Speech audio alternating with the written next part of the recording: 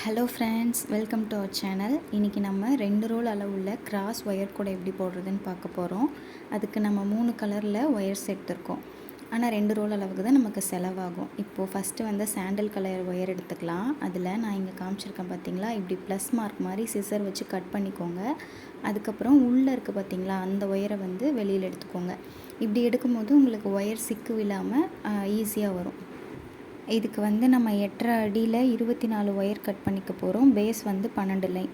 இப்போது இந்த மாதிரி ஒரு ஸ்கேல் எடுத்துக்கோங்க, 1 அடி ஸ்கேலு. இதில் முன்னாடி இப்படி வர்றது வந்து 1 அடி, இப்படியே வளைச்சி பின்னாடி கொண்டு போகும்போது 2 அடி, 2, 3, அடுத்தது 4, 4, 5, 6, 7, 8, 8.5 அடி இதோட கட் பண்ணி எடுத்துக்கலாம். இப்போ ஸ்கேல் வச்சு இந்த ஒயரை மெஷர் பண்ணியாச்சு. அடுத்து இந்த ஒயரை வச்சு மீதி இருக்க 23 ஒயரையும் நம்ம கட் பண்ணிக்கலாம். இப்போது ஒரு கலர்லேயும் நான் சொன்ன மாதிரி 8 ஒயர் நான் கட் பண்ணியிருக்கேன். பிங்க்கு, ப்ரௌன் அண்டு சாண்டில் 3 கலரையும் வச்சு தான் போட போகிறோம். எல்லாத்துலேயும் 8 ஒயர் கட் பண்ணியிருக்கோம். இப்போ பிங்க் கலர் ஒயர் எடுத்து இந்த மாதிரி 2ஆக மடித்து ஈக்குவலாக இருக்க மாதிரி மடித்து எடுத்துக்கோங்க. அதோட சென்டர் பாயிண்ட்டு அங்கே இருக்குது பார்த்தீங்களா, இந்த மாதிரி மடிச்சுட்டு இப்போ ரோலில் இருக்குள்ள பிங்க் கலர் ரோல், அதில் இருக்க ஒயரை வந்து நான் எடுத்துக்கிறேன். அதை வந்து இந்த பாதியிலேருந்து வச்சு மெஷர் பண்ண போகிறோம். இப்போது நம்ம பேஸோட சென்டர் லைன் வந்து போட போகிறோம். அதுக்கான ஃபஸ்ட்டு முடிச்சுக்கு தான் இப்போ ஒயர் எடுத்துகிட்ருக்கோம். இப்போது இந்த பிங்க் கலர் ஒயர் மடிச்சிருக்கோம் பார்த்தீங்களா, அதே அளவு எடுக்கக்கூடாது. அதுலேருந்து கொஞ்சம் கம்மியாக எடுக்கணும். ஒரு 1/2 அடி வச்சுக்கோங்களேன். இது நீங்கள் அதே அளவுக்கு வச்சிங்கன்னா உங்களுக்கு தான் ஒயர் வந்து வேஸ்ட் ஆகும். இப்படி நம்ம குறைச்சி எடுக்கும்போது ஒயர் வேஸ்ட் ஆகாமல் இருக்கும். இந்த லெஃப்டில் இருக்க ஒயர் வந்து இந்த 8.5 அடி ஒயரு, நான் ரைட் ஹேண்டில் இருக்கிறது வந்து ரோலில் இப்போ மடித்து எடுத்தோம் பார்த்தீங்களா, அந்த ஒயர். இதில் அந்த கட் ஒயர் வந்து கீழே இருக்க மாதிரி நம்ம மடித்து எடுத்துக்கணும். அப்போ தான் கரெக்டாக வரும். இப்போ இந்த 2 ஒயரையும் வச்சு நார்மல் நாட் போடுவோம் பார்த்தீங்களா, அதே மாதிரி ஒரு நாட் போட்டு எடுத்துக்கோங்க. சென்டராக வர மாதிரி நாட் போட்டு எடுத்துக்கணும்.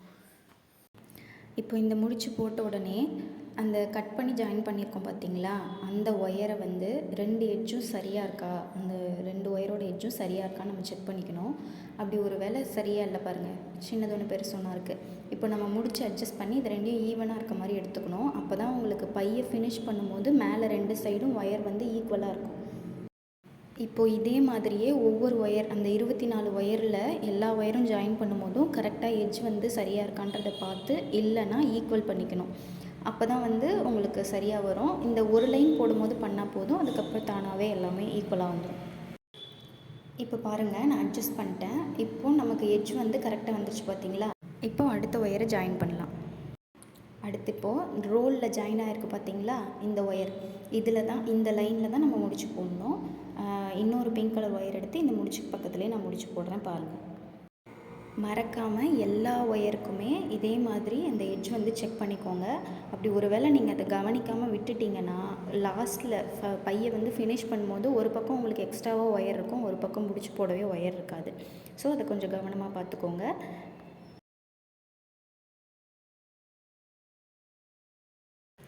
இப்போது இந்த முடிச்சு போட்டாச்சு. இதுக்கும் எட்ஜ் வந்து கரெக்டாக இருக்கான்னு நான் செக் பண்ணிக்கிறேன்.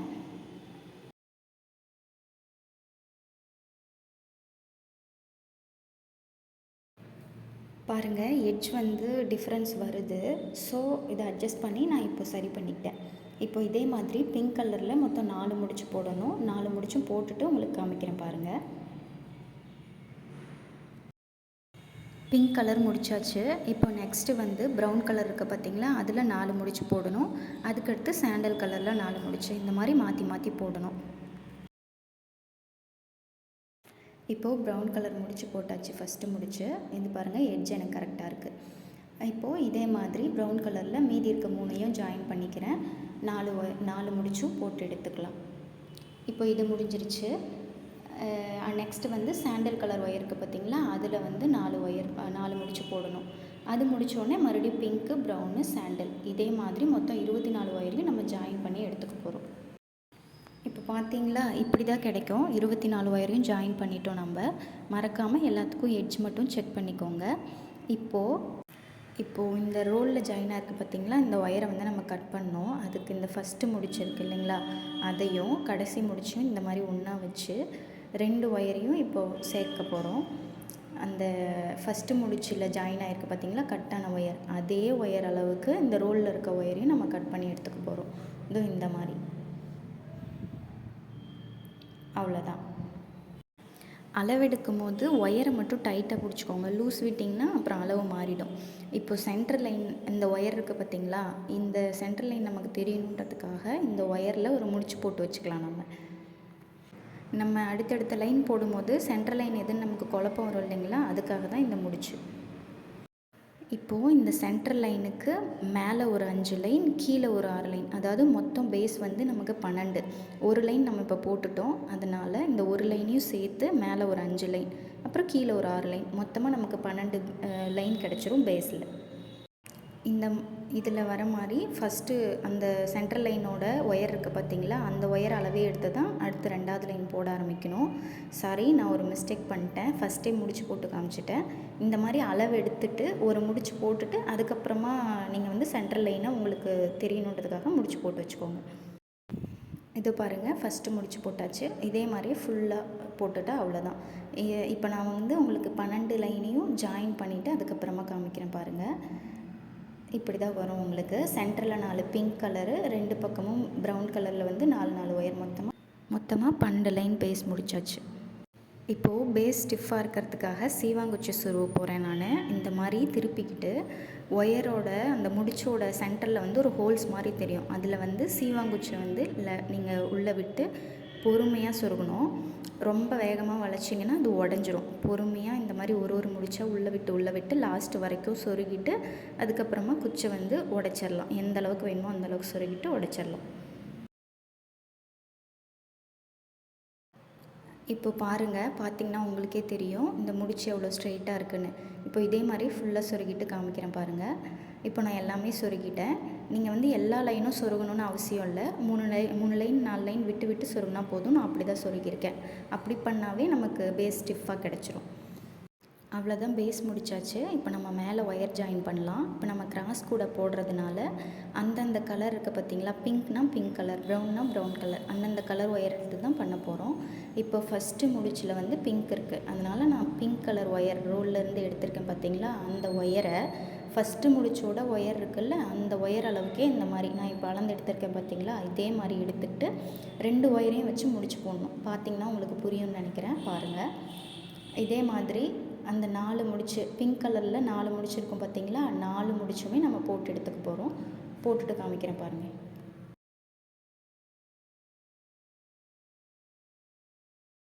இப்போ பாருங்கள், நான் 4 முடிச்சும் போட்டுட்டேன். இப்போ ரோலில் ஜாயின் ஆகிருக்க பிங்க் ஒயரை கட் பண்ணணும். அதுக்கு பக்கத்தில் இருக்குது பார்த்திங்களா ப்ரௌன் கலர் ஒயர், அந்த ஒயர் அளவுக்கே இந்த பிங்க் கலர் ஒயரை அளவெடுத்து நம்ம கட் பண்ணிக்க போகிறோம்.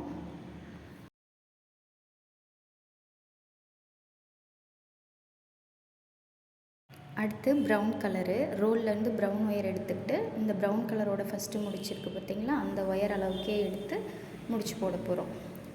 இதே மாதிரி தான் இந்த 4 முடிச்சும் போட்டுட்டு லாஸ்ட்டில் 4வது முடிச்சு பக்கத்தில் இருக்க ஒயர் எந்த அளவோ அதே அளவில் கட் பண்ணணும்.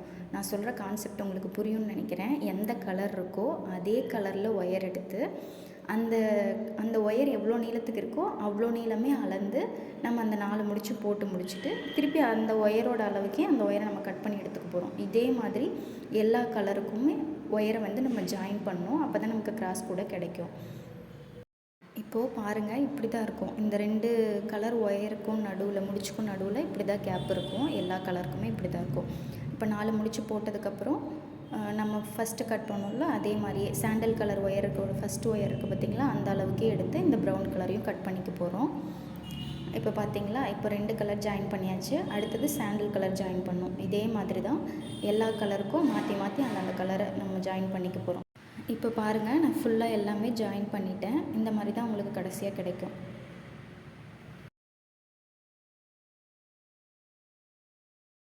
இப்போது தனித்தனியாக இப்போ செப்பரேட்டாக இருக்குது பார்த்திங்களா, அந்த எல்லாத்தையும் நம்ம ஜாயின் பண்ண போகிறோம். இப்போ பாருங்கள், சாண்டல் கலரையும் ப்ரௌன் கலரும் சேர்த்து நான் ஒரு முடிச்சு போடுறேன். அது போட்டிங்கன்னா பார்த்திங்களா இப்படி தான் கிடைக்கும். முடிச்சு வந்து கொஞ்சம் மேலே தள்ளி அடுத்த லைனில் வர மாதிரி வரும் உங்களுக்கு. தனித்தனியாக இருந்த 2 கலரை இப்போ சேர்த்தாச்சா, இதே மாதிரி இந்த கேப்பாக இருக்குது பார்த்திங்களா 2 கலருக்கு நடுவில் எல்லா இடத்துலையும் அந்த 2 ஒயரையும் சேர்த்து ஒரு முடிச்சு போட போகிறோம். இப்போ ப்ரௌன் கலரோட லாஸ்ட் ஒயரையும் பிங்க் கலரோட ஃபஸ்ட் ஒயரையும் சேர்த்து ஒரு முடிச்சு. இதே மாதிரி ஃபுல்லாக போட்டுட்டு காமிக்கிறேன் பாருங்கள். இப்போது எல்லாம் போட்டாச்சு. இந்த எட்ஜு இருக்குது பார்த்திங்களா, மூளை மடக்கிறதுன்னு சொல்லுவாங்க, அந்த இடத்துல எப்படி போடணுன்னு காமிக்கிறேன் பாருங்கள். அது ரொம்பவே ஈஸி. நார்மலாக அந்த லாஸ்ட் ஒயரையும் இந்த ஃபஸ்ட் ஒயரையும் எடுத்து போட்டிங்கன்னா போதும், உங்களுக்கு கரெக்டாக இந்த ஸ்கொயர் ஷேப்பில் ஒரு கேப்போட ஒரு முடிச்சு கிடச்சிரும்.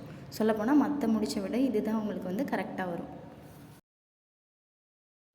பார்த்திங்களா, இந்த மாதிரி இந்த கேப் காமிக்கிறேன் பாருங்கள், கரெக்டாக உங்களுக்கு ஸ்கொயர் ஷேப்பில் வரும். இதுவே மற்ற இடத்துல நீங்கள் ஜாயின் பண்ணும்போது அது உங்களுக்கு வந்து அருங்கோணம் மாதிரி கொஞ்சம் கேப் நிறையவே வரும். மூளை மடக்கிற இடத்துல உங்களுக்கு வந்து கரெக்டாகவே வந்துடும். எப்பவும் போல் நீங்கள் ஜாயின் பண்ணிக்கிறது தான்.